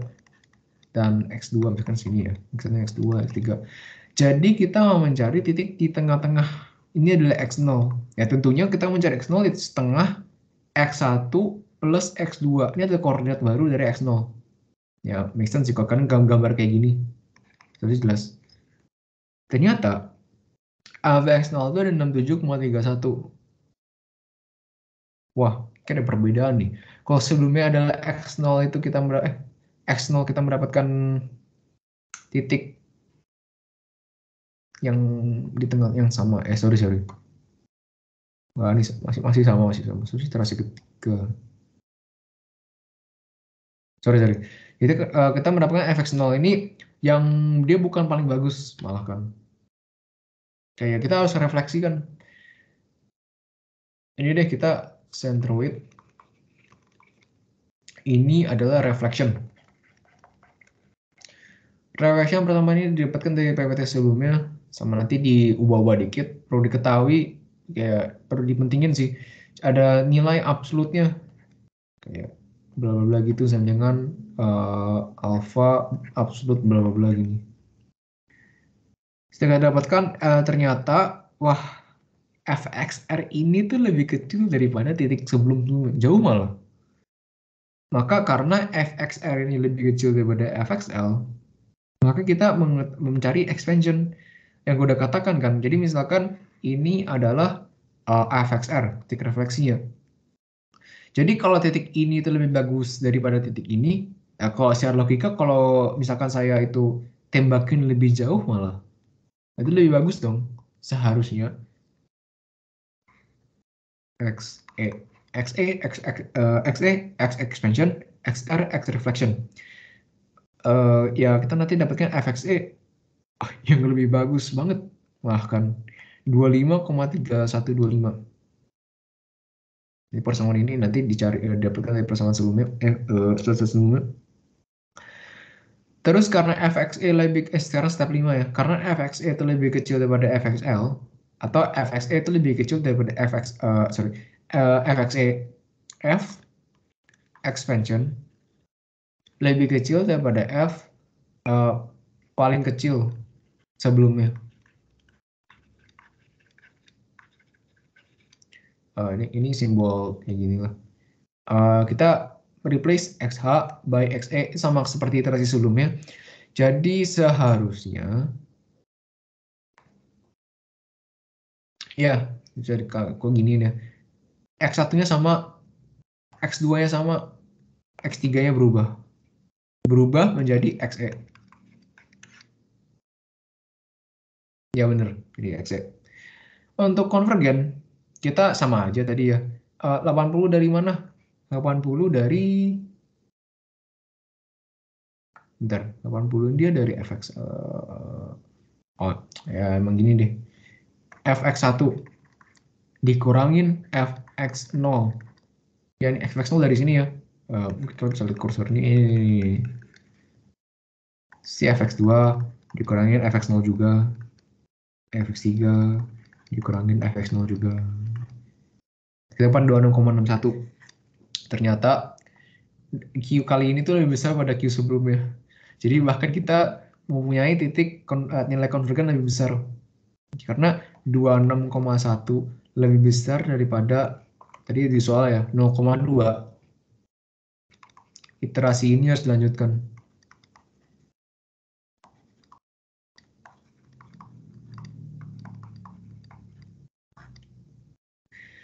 Jadi kalian itu perlu ngiterasi terus menerus sampai Q yang kalian dapatkan nanti itu lebih kecil pada 0,2. Ya, sama dengan ini aja kayak mirip-mirip, kayak seharusnya nggak apa-apa.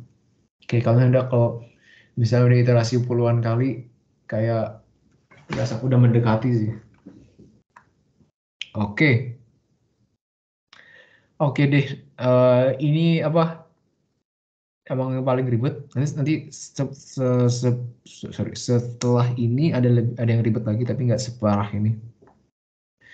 Jadi kalau kita udah bahas, gue turun sini aja.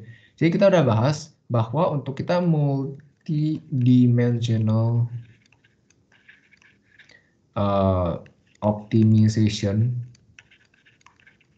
itu ada direct, ada yang namanya parafrasin aja nih, ada yang direct, ada yang namanya sebagai kayak descent atau ascent.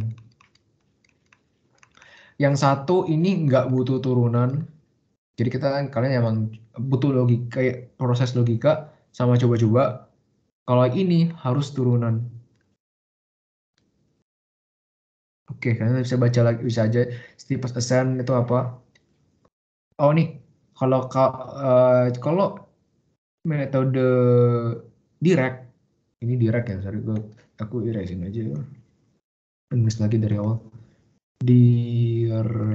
Direct itu simplex doang, atau Neldermit, semoga Neldermit nggak masuk sih, karena penjelasannya sangat dikit.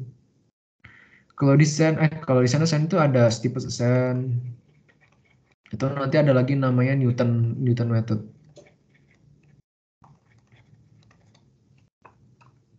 Oke. Ini adalah metode steepest ascent. Steepest ascent pertama kali kita diberikan sebuah titik awal x0 dan y0. Terus kita mencari gradien atau kayak slope-nya itu x baru, y baru, sama s0 tambah turunan terhadap x, atau misalkan ini dua dimensi ya, misalkan ini di dua dimensinya itu bukan x1, x2, tapi ini x, y, kayak anggapin aja tetap dua dimensi. Turunin misalkan high distance semua h axis. Suppose x0 dengan 1 ya, misalkan x0 sama dengan 1 ini diberikan di soal, yang y0 sama dengan 2, dan ini f sama dengan 3i plus 4j. Oh, ini cuma contoh doang. Ini cuma diberikan doang sih. Jadi misalkan kita diberikan sebuah titik ini. Ini ya. 1,2 x, y ya. Terus kita kita mengetahui bahwa ini sama dengan 3i plus 4j. Artinya apa sih? Artinya nanti kayak dijelasin lebih lanjut, tapi dari 3i plus 4j ini x tambah 3, y tambah 4. Ya kan? Ini berarti dia nge-skip 3 kali, ini nge-skip 4. Nanti saja nanti nge-skip 3 lagi, dia nge-skip 4 lagi. Ini namanya steepest ascent. Secara sederhana. Oke. Kita ada latihan soal dari steepest ascent. Oke, steepest ascent-nya gak ribet. Oke, ini yang terakhir ribet di pembahasan kali ini. Suppose we have a two-dimensional function. Jadi kita mau mencari titik optimum dari persamaan ini. Develop a one-dimensional version of this equation along the gradient direction of point x sama dengan 1 and y sama dengan 1. Oh, ini misalnya aja x0 sama dengan min 1 dan y0 sama dengan 1. Ya, misalnya itu aja. Pertama kali kita harus mengetahui kayak mencari turunan parsial. Mungkin kalian ini agak mirip-mirip sama materi aljut semester lalu sih. Dapatkan nanti nanti dimasukin ya ini ya. Ini Y0, nanti masukin lagi ini X0. Nanti kalian dapatkan turunan terhadap X, turunan terhadap Y. Ini yang dinamakan dengan yang simbol ini guru. Saya lupa namanya apa. Yang dapatkan 6 min 6. Tapi X itu I, J itu Y. Selanjutnya, kita itu memasukkan persamaan ini, persamaan ini apa? Ini ke dalam persamaan ini. Iya, persamaan ini. Terus nanti kayak nanti dapatkan ini.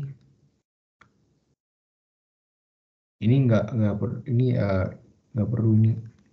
Terus kalau kalian udah setelah yang ini itu disederhanakan nanti didapatkan persamaan baru.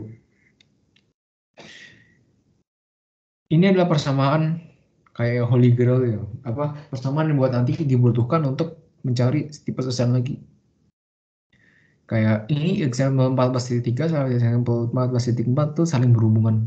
Jadi titik ini itu diperlukan untuk kita mencari tipe susunan. Bukan persamaan ini bukan maksudnya.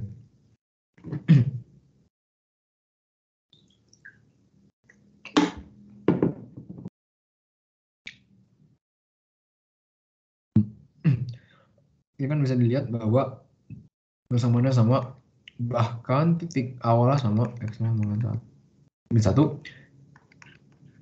y0 dengan 1. Oke. Wah, ini analytical.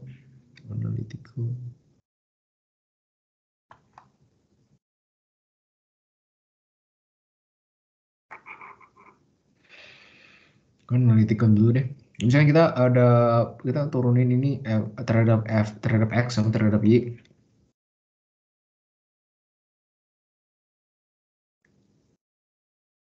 Setelah dari persamaan ini 2y tambah 2 min 2x sama dengan 0. Bisa dilihat sih. Sama 2x min 4y, kita mau mencari titik membuat 0 ya ini x itu. Ini kalau metode analytical perlu diketahui ini nggak bakal dikeluar di soal ya. Karena kita mau metode numerik, bukan metode analytical.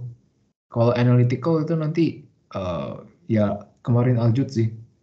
Sama matematika teknik kalau kalian ingat, karena kita kayak mencari turunannya segala, dan nanti dituruninnya diintegralin lagi segala ya. Terus kita mau mencari matriks Hessian. Jadi matriks Hessian itu apa?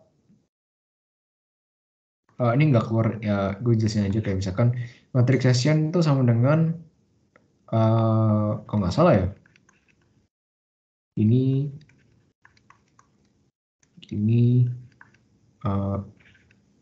f kuadrat terus ada f x, kayak salah tapi ya nanti kalian ngecekin lagi. Ini matriks Hessian. Kita kalau Hessian nanti kita dapatkan determinan dari matriks Hessian ini adalah positif. Oke. Kalau dia positif dan ini yang titik ini lebih kecil daripada 0 ya kan? Ini kan lebih kecil daripada 0 kan? Ini kan 2 lebih kecil daripada 0. Maka dia adalah maksimum. Ya, oke. Tapi kalau dia lebih besar, kayak kalau misalkan dia 2 bukan min 2, dia itu minimum. Perlu diketahui kalau matriks Hessian itu harus lebih besar pada 0 determinannya. Kalau lebih kecil, dia tuh ada sesuatu yang dinamakan saddle point. Itu bukan titik optima manapun, itu cuma titik defleksi. Jadi kan misalkan kita punya sebuah persamaan, gue gambar sini, persamaan gini, kan titik optimum kan? Tapi karena fx-nya sama dengan 0. Tapi kita bisa juga membangun titik defleksi yang kayak gini.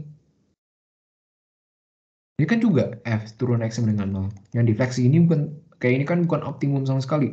Nah itu mengapa determinan matriks Hessian harus lebih besar pada 0. Oke, terus ini ya. Ini adalah metode analyticalnya. Sini kita separasi aja. Di bawah ini adalah metode numerik, nanti keluar di soal. Terus GH dari mana? GH yang tadi gue jelaskan dari example sebelumnya yang ini. Terus kita mencari H. Ini. Oke, kita turunin lagi turunan dari GH. Jadi GH kita turunin. Kita mencari H ini berapa? 0,2.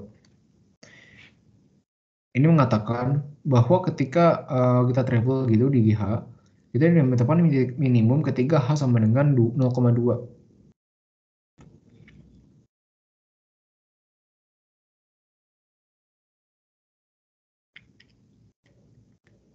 Oke.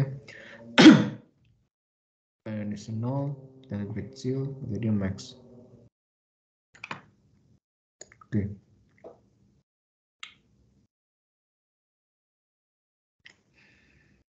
Ini persamaan sama yang sebelumnya tadi ya. Iya, persamaan kayak dari example sebelumnya. Terus ini diturunkan lagi tambah 0,2. Oh iya ya. Ini emang copy, ini saling copy ya.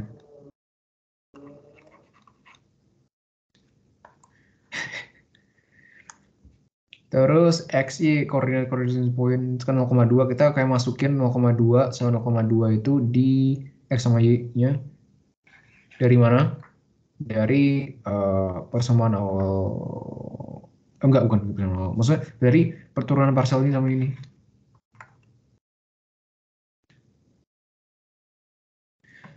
Oke, dan oke. Ini agak panjang juga, nanti kalian harus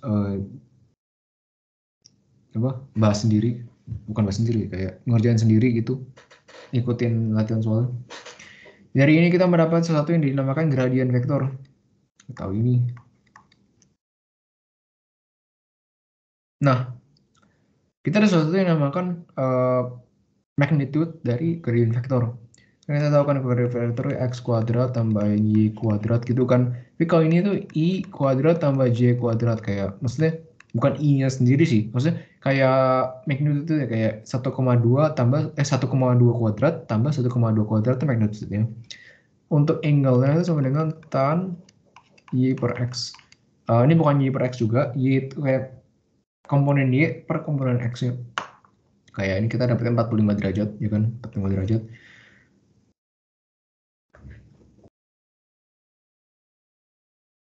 Oke.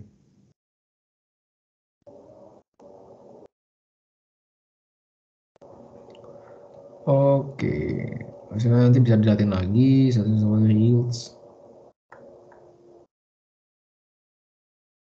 Terus dari ini dimasukin lagi ke sini. Dari ini.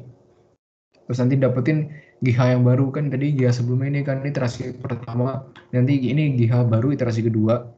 Itu kita dapatkan, kita turunin lagi, kita mencari pembuat nolnya dari turunannya ketika 1.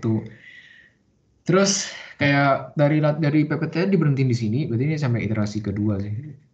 Semoga iterasi kedua. Nanti bakal diturunin terus sampai iterasi ke N. Emang kalau lihat saja ini satu iterasi aja udah kayak ribet banget. Kalau iterasi ke N tuh bagaimana? Ya, terus untuk kapan dia berhenti? Buat kali ini, si gampangnya, kita menggunakan namanya error relatif aja. Error relatif terhadap X baru dan Y baru. Kayak lebih gampangnya itu. Nanti kalau misalkan dikasih soal kayak kapan dia berhentinya lagi, apa kayak sebuah persamaan yang baru, yang gunakan yang itu. Tapi kalau nggak dikasih tahu, mendingan menggunakan EA aja atau error relatif. Oke.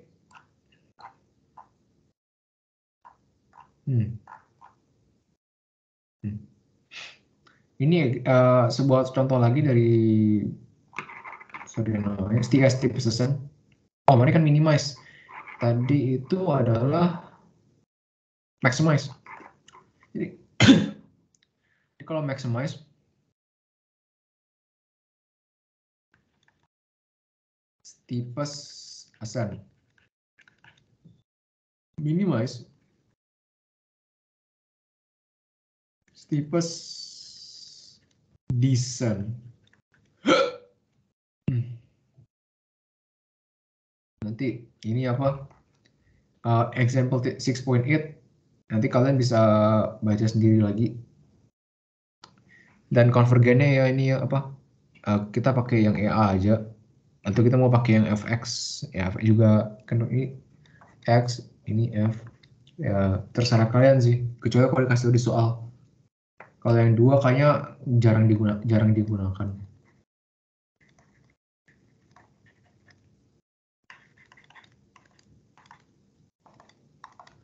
Oke, gue langsung aja ini karena udah mau selesai waktunya.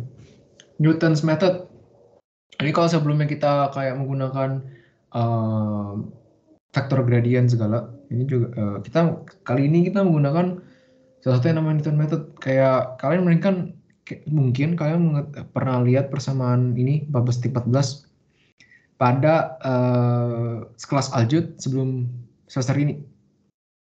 Ini kan mirip ya, kayak xi plus 1 sama dengan xi min matriks Hessian di inversekan terhadap ini.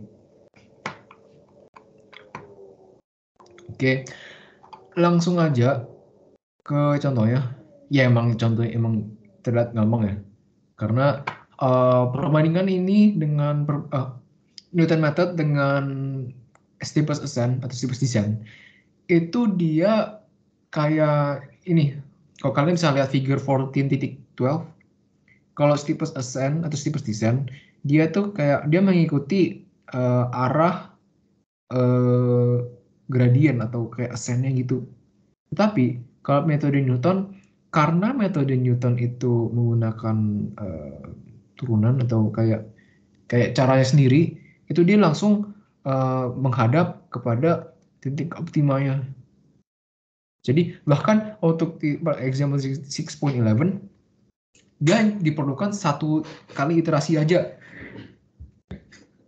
untuk mendapatkan titik optimanya. Langsung dibahas aja. Jadi kita ingin minimize. Sorry. Kita mau minimize persamaan F ini. Ya persamaan ini ya.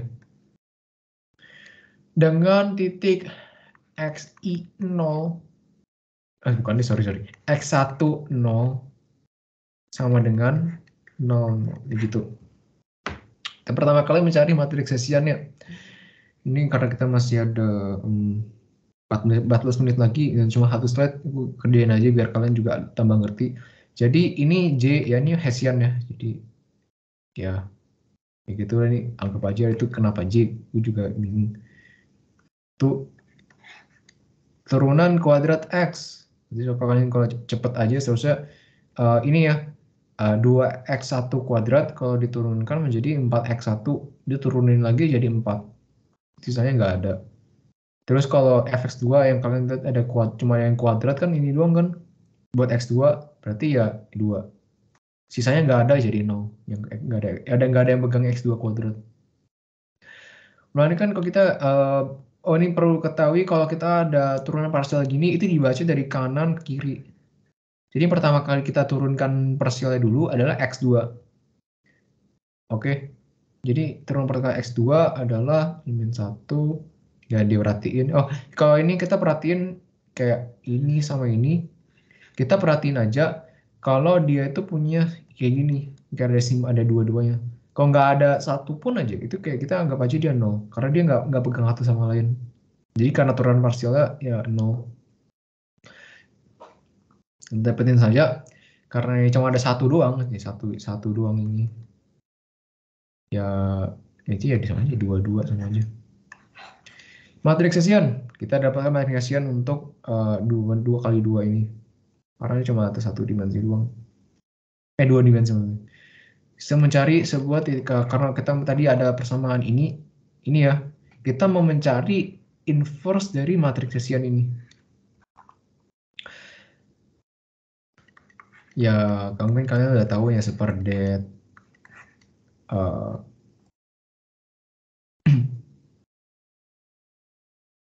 SuperDate ini dibalik, jadi misalkan kalau A, B, C, D, jadi D, A ini min B, ini min C, kalau nggak salah.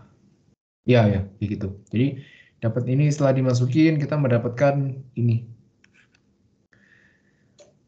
Terus kita kan selain kita mau dapatkan ini kan kita mau cari ini kan apa yang ada segitiga terbalik ini. Maka kita mencari pertama kali yang mulai dari sini.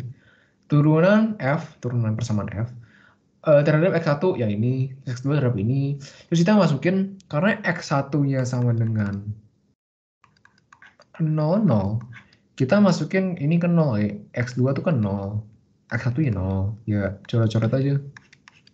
Ya ini kan 1 min 1 kan. Terus kita mau mencari X2. Oh, karena X2 adalah iterasi selanjutnya.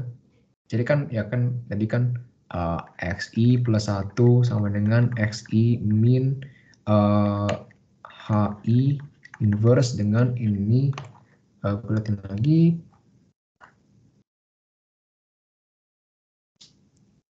Ya ini kan. Ya benar kan? Kan X kan I-nya 1 kan, berarti XI plus 1 X2 sama dengan X1 dikurangin dengan matrixation 1 yang diinverskan dikalikan dengan segitiga terbalik atau G1. Karena X1 sama dengan 0 ya 0. Terus matrixation-nya yang diinverskan udah didapatkan kan di sini kan. Ya, masukin saja. Terus ini kita udah dapatkan juga kayak segitiga terbaliknya ini ya min 1 ini. Terus segitiga terbalik itu berubah setiap iterasi karena ini kan buat pertama kali kan cuma 0, 0 kan. Bisa aja selanjutnya kayak ini min 1,3 min 1 sama 3 per 2 dimasukkan ke dalam persamaan ini untuk mencari G1 G selanjutnya. Kita pakai aritmatika biasa aja sehingga mendapatkan ini. Nilai X2 untuk kita mengetahui kayak hey, kita tuh mau mencari sebuah optima. Ya, gue ulangi lagi deh, cara optima.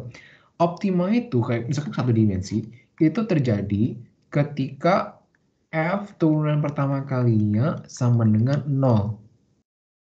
Ya kan? Ternyata kalau kita lihat tuh G kan turunan dari Fx Y, ya kan? Tentunya kita kalau optimum point itu adalah ketika F turunan X, Y ini sama dengan 0. Atau G, misalnya Gn gitu ya. Gn turunan F turunan X1 turunan F turunan X2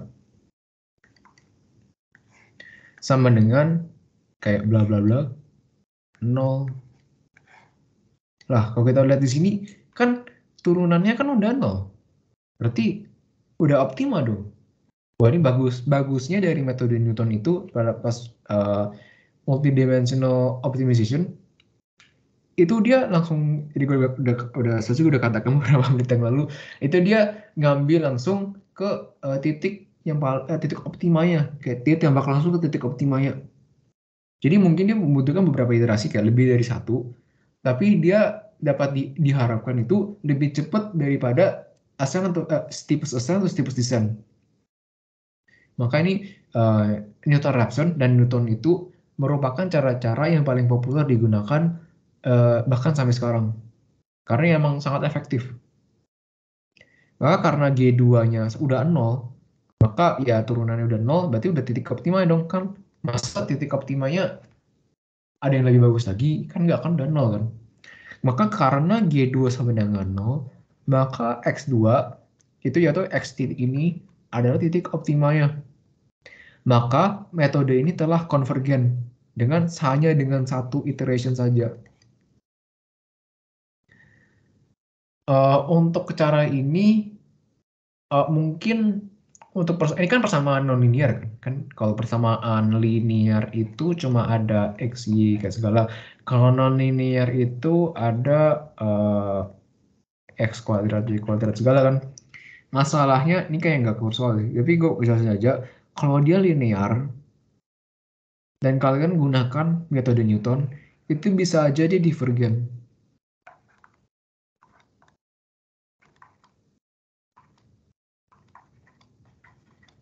Gue bikin perbatasan deh.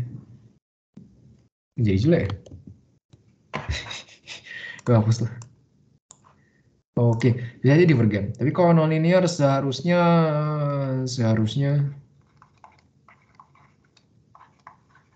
konvergen. Kalau dia divergen, kayak kalian harus cek perhitungan kalian sendiri. Oke deh. Sepertinya kita udah selesai ngebahasin untuk setiap materi yang keluar di UTS. Kalau sebelumnya ada yang mau ditanyakan nggak dari kayak apa? Dari semuanya deh, dari materi dari awal. Kayak buat kalian juga.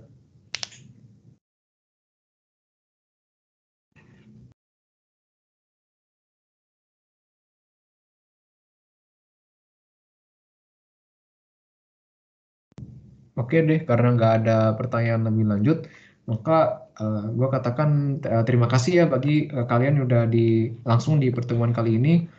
Semoga UTS kalian sukses dan sepantas dengan hasil usaha kalian. Saya Steven, pamit undur diri dari asistensi kali ini. Terima kasih. Oke, thank you Steven udah ngisi asistensi buat Komnum ya buat sore ini. 2 jam ya, pas banget. Iya. Oke, mungkin sebelum diakhirin udah kan nggak ada yang mau nanya nih? Gak ada yang mau nanya? Oke, kayaknya nggak ada. Bentar dong, ada berapa orang sih? Gue pengen lihat. Tadi tuh sempet sampai 20 sih, sekarang Oke. tinggal 13. Boleh Ya lah. buat teman-teman yang ini jangan lupa isi absen ya buat pendataan dari ini IME. Jadi yang hadir asistensi kali ini bisa tolong diisi dulu buat absennya. Ntar kalau misalkan mau lihat lagi recordnya nanti bakal diupload di YouTube Afro IME ya, kurang lebih ya paling telat besok lah ya. Oke, kalau gitu makasih buat teman-teman yang udah hadir, makasih juga buat Steven yang udah ngisi asistensi sore ini. Kalau gitu udah kita akhiri aja asistensinya. Oke, kalau gitu udah boleh live. Makasih semua.